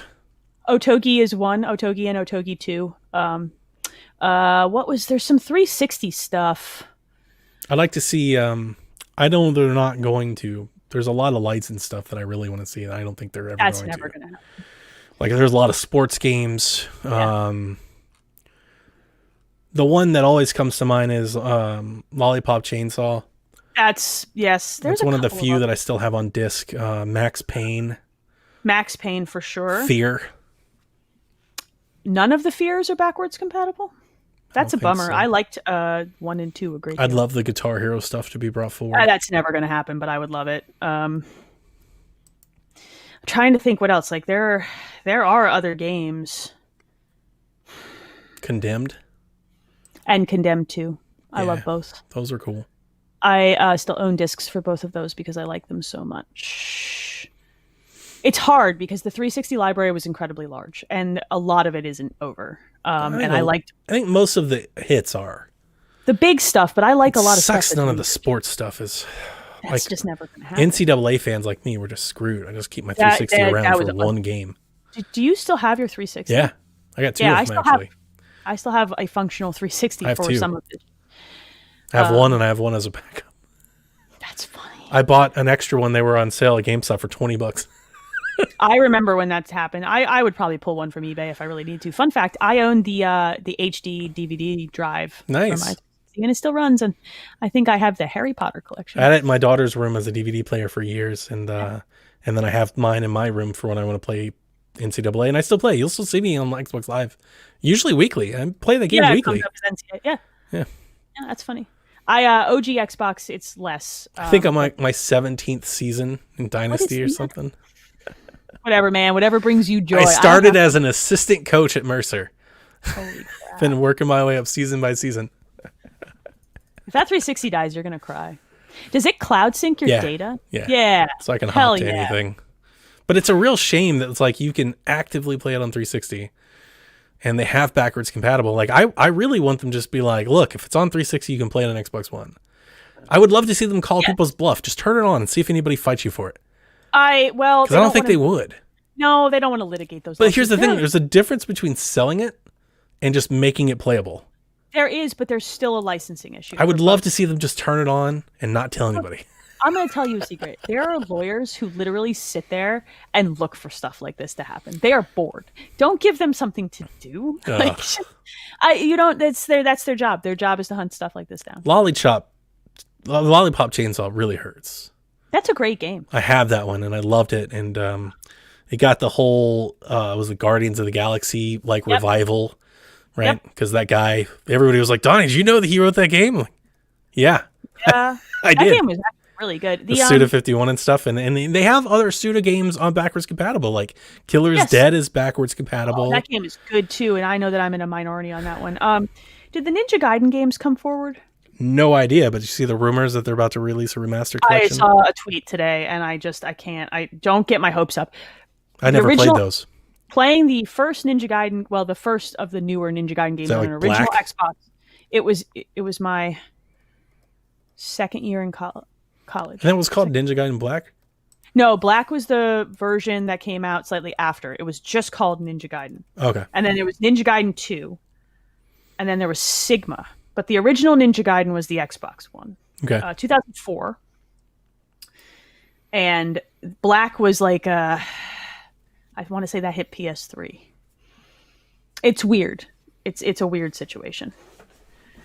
Ninja Gaiden games, those Ninja Gaiden games were the dawn of the Dark Souls difficulty level of video game.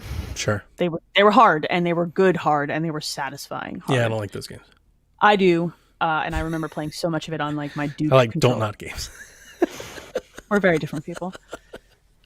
Roxy is reminding me in chat, Beautiful Katamari needs backwards compatibility. Beautiful Katamari is an excellent. Is that like Katamari Damacy? Yes. Yeah, but it was the 361 and it was Beautiful Katamari is like really good. I got it on Switch when it came out because Kevin and Carol go nuts about it, and I played the game for like an hour and I was like, this is awful. I love the Katamari series of games. I own vinyl records for soundtracks. I have feelings about weird Japanese games. I have feelings about that game too. Yeah, yours are all get out. None of them are positive. You're in a timeout for hating the cutest games of all time. Go sit in the corner. You're like, I don't want to play hard games. It's with like, Katamari what is this trash? Stupid. What is wrong with you? It's rolling this ball around, this dumb music. It's like, oh. The Ninja Gaiden games are too hard. I'm not going to play those. But no, the Katamari ball rolling, too easy. That's not too easy. It's just not fun.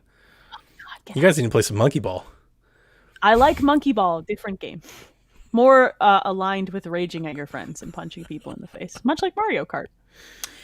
All right, Donnie, pick one more to take us out of here because we are getting there. Oh, this is the last one? Yeah, we are. Wow. 90 minutes. See? Wow. You did good today. You pick one and we'll see where we end up and we'll maybe do one more. Let's do Delvin. This is a fun one. Yeah. What TV or movie franchise that has never had a console video game would you like for an Xbox exclusive game? Bonus points. Who would you want to make it?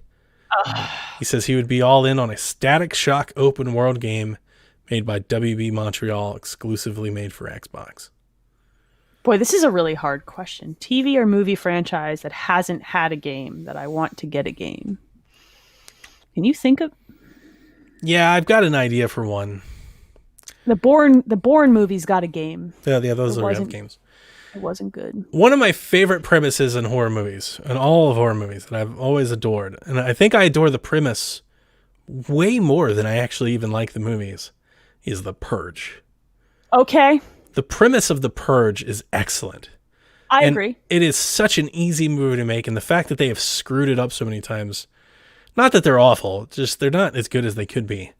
But The Purge could be an excellent open world video game with some light systems defense stuff and some good decisions that have weight and something like a Dying Light meets an Left 4 Dead or a State of Decay or a Division, but The Purge with not zombies but people doing awful things and maybe letting you choose to play evil or good and then dictating the games and the narrative based on that.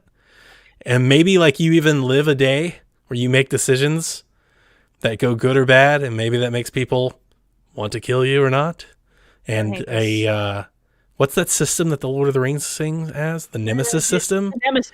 Oh, it's the one thing I want them to buy that studio where for. you have people that maybe you try to kill or they try to kill you, but they get away and stuff like that. This is not bad. The whole scrounging for weapons. Maybe like a Dead Rising, create your own weapons type of stuff. You put all that in there. That's a really good game. I like this. My answer, and I don't know if it had a video game. Did Starship Troopers get a video game? No, but I'm all for this. This is a great idea. Made by the people. I want a Starship I freaking love that game. I love that movie. It's one of my favorite sci-fi movies. I have no shame. Oh, man. Diz forever. Me and Dev share the hottest fascination for Dizzy. Give me... You boys. Not that I disagree. She is the best. Yes, she is. Oh. We didn't save that conversation for a... I need to... Really fan yourself with mojito. Don't a mojito on your head. Calm it down. Simmer. I want a Starship Troopers game. I don't care who makes it. Let me shoot a bunch of aliens. Give me some of those character models. This is just like Halo. It's kind of Halo meets... it's just Earth funny Defense. Halo. It's Earth Defense Force. Sorta. But give me Starship Troopers. Give me some of the stupid lines and I'm the looking armor at pictures of Dizzy Flores.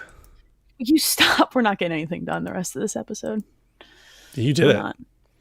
It's a brilliant idea, and you know the hair. I know. It's the best hair. Genius. Video game that needs to be made. No other video games need to be made. And you can play that football, like their Starship Troopers football. Stupid. It's just like Final Fantasy. Arena football with like front flips and stuff. You could just do a whole second mode. That's just that. This would be a blast. Yeah, I'd be down for Starship Troopers. Blast. One of my favorite movies. I want a Chucky game. No, you don't. I do. Do you? Yeah. You know what I'd like it to be? A VR Play game. Chucky? No. Where you're trapped in an apartment and like he like runs around, but he's small. So you can see the size, so you have to look down to see him. It's kind of what I want. I played Resident Evil 7 in VR. So when you're playing, you hear like the little like pitter patter of little feet. I hear that all the time. I have small children. Yeah. But you look around and you're like, oh. Where they go? Well, that's because they're hiding behind your chair. My child. Okay, she's not back there. We're good. Ooh, Roxy says Helldivers. Yeah. Helldivers. Yeah. It's kind of like Starship Troopers. Boy. Candyman, except you're the Candyman. Mm. I like the idea of the horror games. Dead by Daylight does this, but I like the idea of like, I kind of wish actually Dead by Daylight had individual campaigns for each of the monsters. Yeah. I think everybody that plays that game, because they do a really good job of it. Yeah. I think they do the good job, and I would just like to, even if it's just like 1 or 2 levels with each of the monsters that you play as the monster, it would be cool. You're reminding me, I pitched a game, and I remember what it was. I pitched a game. It was a Friday the 13th game. Yeah, we talked about this on an episode of this show. Yeah, was that it? Yeah. And Delvin said it was like Party Hard, or there's another game like that. Party Hard is the game. Party Hard is a game a lot like that, and it's got a Hotline Miami vibe, but monster. It's but mine, I was thinking like first person. Yes. You're Jason, but you have to stalk all the counselors. You have to kill them without them finding out, or without them killing you, or like calling the police, or you'd lose. But wasn't that Friday the 13th? Right, but that was all multiplayer, and I want it to be more like, oh, you want a single player experience. Systems focused, single player, narrative driven, but like you could like set stuff up. Honestly, like almost like play Jason's mom, not even Jason. Play as Mrs. Voorhees, where you like lead them against each other, like just manipulating the scene as the killer. It's kind of sadistic. I want a good Saw game like that. That's dark. I want a good Saw game. That's what I thought that like, Resident Evil multiplayer thing was going to be like, with like the rooms and stuff. That's kind of what kind of like that if you play as the monster, but it's not all the way. Like asynchronous multi though, I want it to be. My Purge game was much better. I would play your Purge game and my Starship Troopers game. My Purge game sounds amazing. It's kind of the game I've always wanted. Because I love zombie games. Calls to make. I want to be open world, and I want to be able to like build. I would like do you see the Dawn of the Dead remake? Yes. It's incredible. I want to build that truck. Okay. with the chainsaws through the slats and stuff, and I want to just go drive the Purge streets. I want neon RGB masks and stuff. I want to like design my own character. You're sort of designing like The Division meets Watch Dogs meets Zombies. I want the sirens to go off like at nightfall. I love the sirens. Movies freak me out. Excuse me, citizens. I want a stupid clown mask. Yeah, so it's like gangs and stuff rolling around and whatnot. That would be so much fun. In my head, I am literally thinking of like Shadow of Mordor, The Purge. Well, what you're really describing is The Division, but The Purge. Like, because The Division has these unique gangs as well, and these unique groups in different parts of the city, and it sets that up, but without the Purge aspect. I want more preparation stuff, and more story than The Division. You want tower defense. Some, like like it's kind of like a choose thing. Like you could either choose to go out, or you could choose to stay. But either way, you're going to face folks, right? And you have to prepare and scavenge and survive. State of the Cave style, right? Kind of. But better. That's why I've always said that I love the idea of State of Decay until I play it, and then I'm like, I don't like this as much. I think that would be fun, and I would. State of Decay, but good. So many people are getting so mad at you fun. right now. Oh, I said it on the PSXP podcast. Haley was like, "Tell me about State of Decay 3." I was like, "That's a studio Microsoft can give back." You're so mean. It's like we've bought Bethesda now. We're done with you. Stop. They're low rent. They make one game every. I would trade them for Don't Nod in a heartbeat. Yeah, but that's not a fair trade. In a heartbeat. And I don't hate State of Decay as much. I don't want to. It's just like. I feel like we have this conversation a lot. I don't want to hate it, but I hate it. State of Decay. It's not that I hate it. It's not to the level that a AAA first party game should be. Don't disagree, but I also don't think it is that. Well, then why'd you buy them? That's the whole point of bringing them on board. I think they see potential. They do see potential. I give you that. And I also think they see a studio that would work with other studios to dump their ideas and tech in. I think the trailer from State of Decay 3 at least gives off the impression that maybe they can make a jump, they can grow. I think they can. I think they just need time, and we're all impatient, angry gamers. Sure. So I want to like State of Decay. I really do. I've always wanted to like it. I've downloaded State of Decay 2 3 or 4 different times, tried to get into it, just can't. I want, like I said, I'm thinking more action-oriented, Shadow of Mordor, Dying Light, not systems-oriented tower defense like State of Decay. That's fair. Yeah. And I would play your Purge game, and I would play my dumb Starship Troopers shooter game. Oh, I play that game football. in a heartbeat. You know, do I get to be Dizzy Flores? Yeah. Do I get to romance Dizzy Flores? Like full on cyberpunk Witcher scenes. Dina Meyer's hot. Like I need to get this. I need to get this on record. I will go on record. She's gorgeous. I agree. She's gorgeous. Oof. I'm on your team with this one. I'm not mad. You at least have good taste. Like, you know. All right, we're gonna do one more question and then we're gonna take it out. Sure. We're gonna diffuse. We're gonna put Donnie in the video game version of a cold shower. Robert Sullivan, when do you think we'll start seeing the Bethesda library showing up on Game Pass? Is it just me or am I the? I think everybody. I got a collective sense from the internet that everybody got in a Wolfenstein mood after the Indiana Jones thing. Is that I think just that me? definitely happened. No, it's not just you because also shooting. No, you know what though? Because I started to boot it up and I was like, I might want to go back and replay those games. It was the combination of that announcement and the general goings on of 2 weeks ago. Yeah, good point. And that gave me I need to expend some frustrated energy. Yeah, that's exactly how I feel. Yeah, I like shooting people in Wolfenstein games. I was pissed off. That's some cathartic, let's go kill some Nazis. I was pissed off, and then that Indiana Jones thing dropped, and I'm like, I could go for some shooting Nazis. Yeah. And it's very cathartic. Like the way it works in those games, you feel good. Crunchy. After. It's good crunchy stuff, man. I love it. Yeah. I might have to replay Wolfenstein here soon. They're all good. I haven't played the first one in quite some time. I'm going to put that one. I've got them all. Me too. I own the collection. You got Wolfenstein: The New Order, The Old Blood, and Wolfenstein 2, which was then there's the other one that which is not likes. good. It's Kevin fine. said they got it better. They made it better. They patched it, and I want to revisit. They said they changed all of the ammo types that you had to do. Me and Kevin dropped 70 magazines in the first boss, and we couldn't bring him down. We were like, what is going on? One of those things where it was a combination of if you weren't at the right level, you couldn't brute force it just by being good, and if you didn't have the right type of ammo. They fixed it, and I want to revisit it. And I think once I get started shooting Nazis, I don't know that I'm going to be able to stop. So, when do you think they're going to start consistently rolling out these games? Not until they make an acquisition, right? So when do we think that's final? When is That's a good question. I don't know. I have no idea. I would hope by the fiscal year, so by the end of March. I would love to start seeing once a month doling out of this library. I think in lieu of a more heavy top of the card first party exclusive list, you can make up a lot of room with Game Pass. I agree. Once a month. They have Halo. If there's a Starfield and something else out there, those exclusives will bring people to the ecosystem. But if you can drop in some Game Pass things, even that are old, we got Skyrim. So then give me now Fallout 3 and Fallout 4. And then give Fallout me 4 was already in the Game Pass, wasn't it? But then it got pulled back. Yeah, and you do want to kind of that warm and fuzzy that it's just always going to be there. With a catalog that you own, I think that rolls it into being first party, and they should be expected to always be there. Yeah. To me. Of course. And so I think that I would want to see okay, Prey. Skyrim's there, here's 3 and 4 Evil of Within. the Fallout.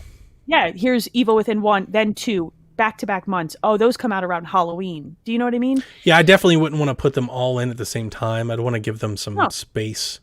I would take a collection and give it 1 to 3 months where you give me those games. The Dishonored games get Youngblood. The summer Youngblood. Is Rage already in there? I thought they added it recently. Rage 2. Rage 2 isn't awful. It's not good, but it's not bad. Yeah, I didn't like it when I got it. Or no, it's not. I beat the whole thing, so I liked it. I wanted more, but I did like it. I wanted it to be better. It was better than the original Rage. That works. It was not great. So there's in the scheme 10 to 12 games they can add in there.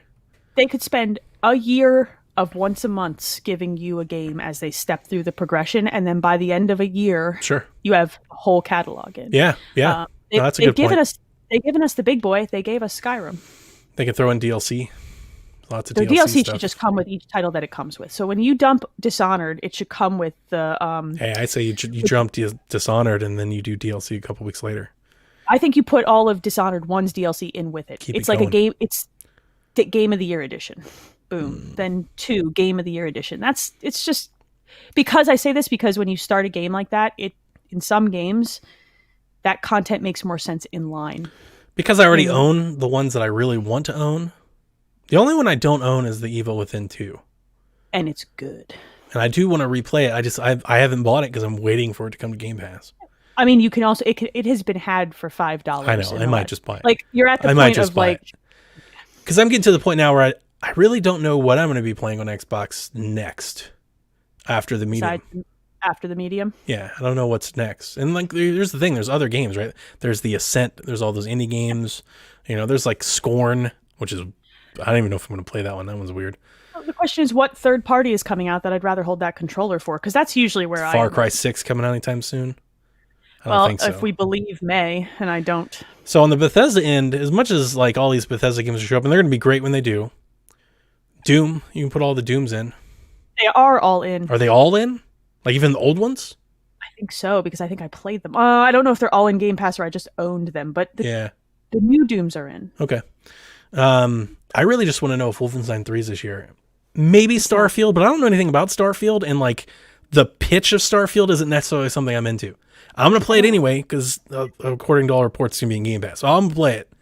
But like, I'm not excited for it right now. You're like, Starfield. There are people out there that are like, Starfield's my most anticipated game of the year. I'm like, yeah, not close. Wolfenstein 3, though, would go way up to the top of the list. I'd be way up there on Wolf 3.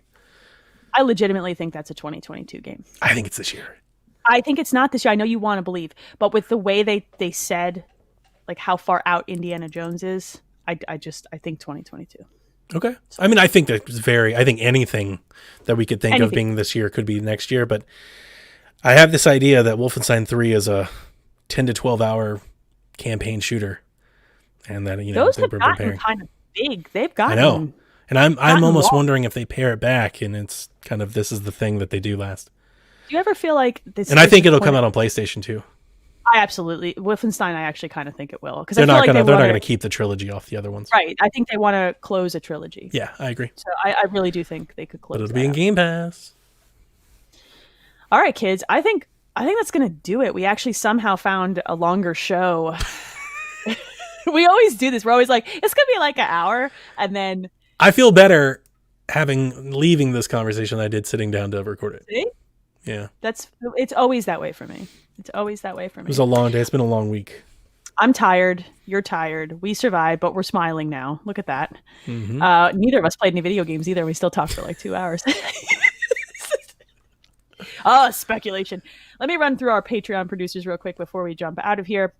Thank you to everybody who supports us on Patreon, and also everybody who supports us everywhere else and retweets and sends us all these lovely questions that we've gotten. But our Patreon producers, Michael Messick, Barry Cathcart, Edwin Callow, Nick Creature, Rude Days 93, Ben Moxham, Rob Emanuel, Nick Fallhaber, Paul Calicote, Kyle Heyman, Chris M., Devin Tyus, Josh Bourbon, and Grouchy Surge. Thanks, folks. You make me smile. And so far, I've gone through all of these episodes of the show that I've been on, and I haven't forgotten about you once. And I'm proud of that. It's good. I'm proud. I don't think I have anything else. That's it for me. We'll be back next week, same time, same channel. And until then, folks, play some video games. Mahalo.